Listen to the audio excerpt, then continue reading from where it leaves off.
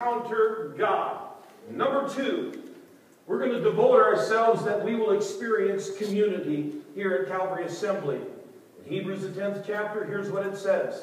Let us consider one another in order to stir up love and good works, not forsaking the assembling of ourselves together as the manner of some is, but exhorting one another, and so much the more as you see the day approaching. There is power in a group of believers connected by a common purpose.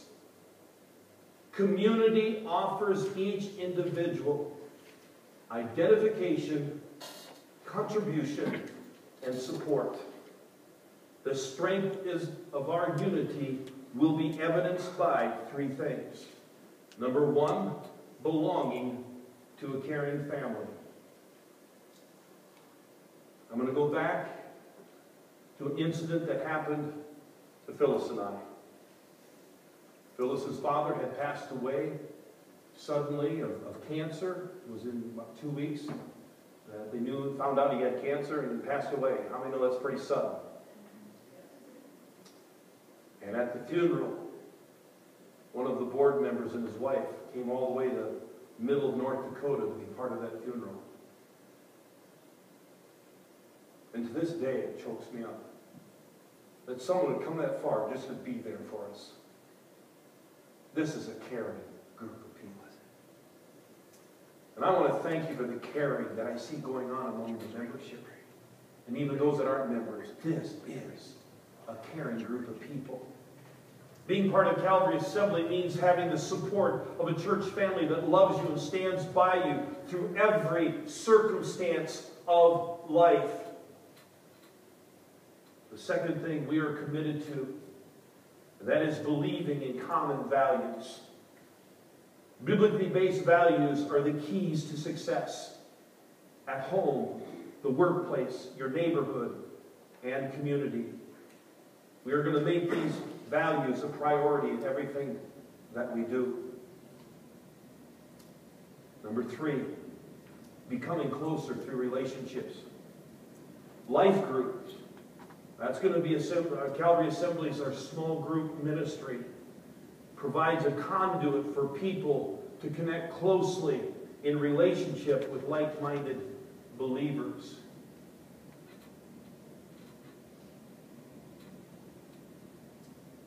Belong, believe, become. We're committed to experience community here.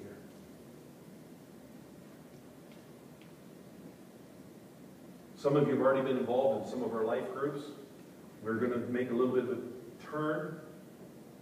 And I'm going to announce that we're working on this currently. We're going to put down some dates. But we are going to have sermon-based small groups starting. We've had so many people that have questions. As I share things on Sunday morning, they want to talk further because we're finding many people here who want to become student learners. And they have questions. Well, and it'd be fun to talk about this with some other believers and just go further with that discussion. We already have the basis for us. We don't have to buy any books. You can listen to it online. I have the outline that I'll give every leader, and we're going to do this. And what I've done is I've done a study in some of the largest growing churches and fastest growing churches. That's what they use. Let's just talk about what the pastor is talking about. Let's just get it into our hearts. If the pastor is hearing from God, then we need to hear this, and we need to realize this, and we need to get it down deep into our spirits. And so it's something that we're going to be doing in the near future. Look for that announcement to come. The third thing is engage in God's plan. Mark 16 says, go into all the world and preach the good news to all creation. Beyond the ordinary tasks of life lies a greater purpose. A dream that God has given you. We are instructed that every believer is a minister. And now is the time to fulfill God's dream for your life by using your unique gifts to do 3 things again. Seek God's best for your family. Your first priority is your own family. We want to partner with you in their spiritual growth and their development. whether they're toddlers, nursery, their Kids City, whether it's Impact Youth, young adults, whether it's single adults, middle-aged, married, older, single, older folks. We want you to know that we're interested in your development at the age that you're at and the questions that you have that God can have for you. We're going to do our best to deal with that with you. Serve people by volunteering in ministry.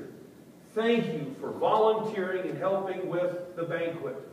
You saw the slide. We served over 200, almost 300 people.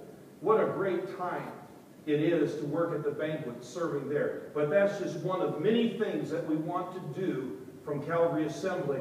Opportunities abound for service at Calvary, including ministry to our children, our teens, our adults, volunteering where help is needed. We have a place for you to serve. I have been praying desperately. I've been praying, actually, it's Luke 10:2. The Lord of the harvest would send forth workers. In the last 2 weeks, I've got calls, one from Texas and one from Nebraska. People who are considering. I was thinking about you. We may be coming up to be part of your church.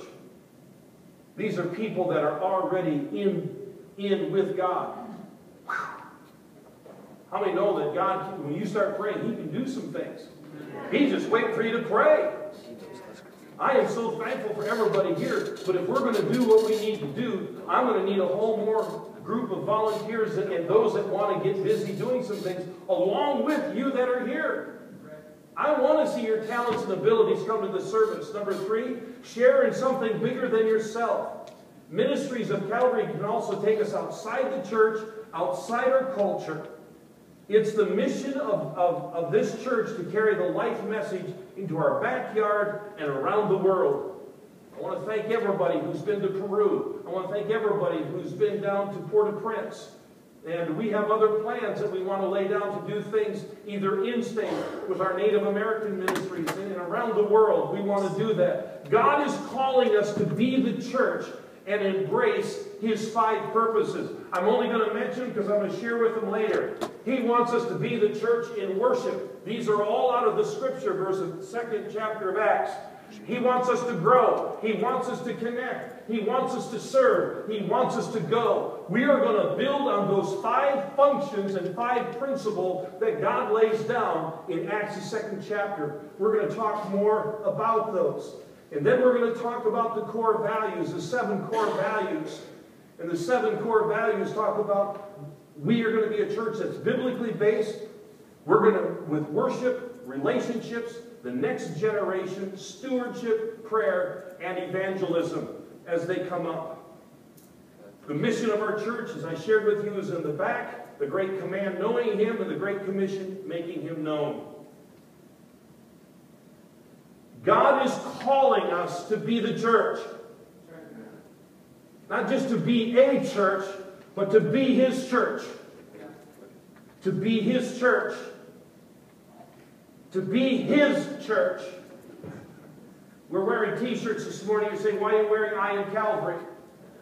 Because I Am Calvary is a little segment of the big church that He has.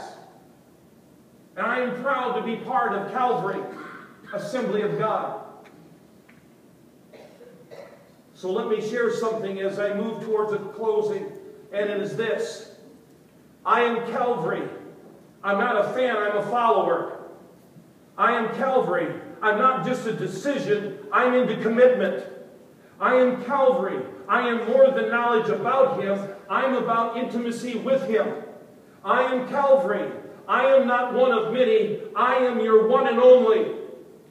I am Calvary. I'm following Jesus, not just following rules. I am Calvary. I'm not self-empowered. I'm Spirit-empowered. I am Calvary. I am about wherever.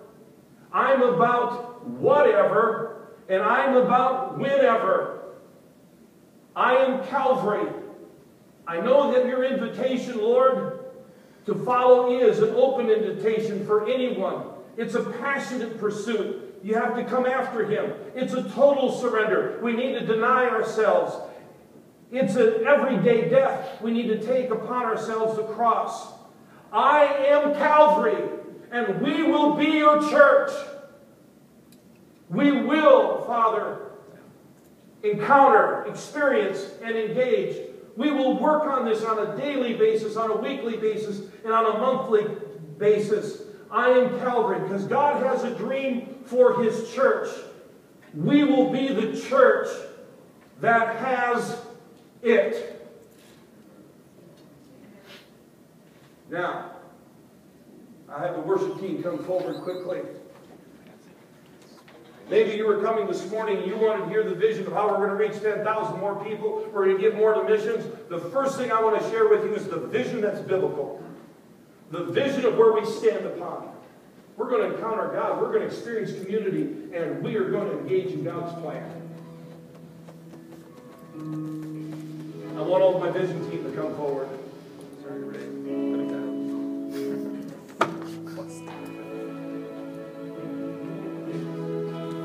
And I want you to take a position closer to the pews. You're going to surround the backside. I'm going to ask everybody in the auditorium to come forward this morning. I don't usually do this, but I want everybody, I want you to come between the vision team, go closer to the pews, and me up here. Please, everybody, stand to your feet. John, I can excuse you. You cannot move, I understand. But we're going to do something as unity this morning. Make room for everybody. You're the hope to the hopeless. You're the peace to the restless.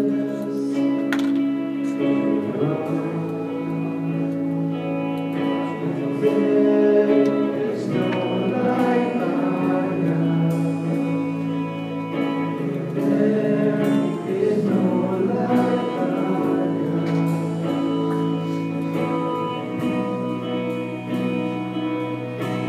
Greater things are yet to come.